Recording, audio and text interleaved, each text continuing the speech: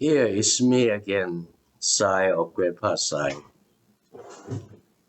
The second part, I am going to talk about the knowledge that have been posted in the past couple week or couple days ago. The first one is um, open house, like an open mind. The second part is knowledge seed. The third one is universal key.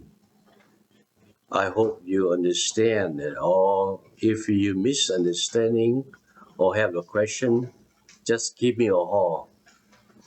I will explain to you what the open mind really mean, and then what the knowledge seed really mean, and what the key really mean. Actually, that the key everyone in the world use every day, but we don't know that that's a universal key.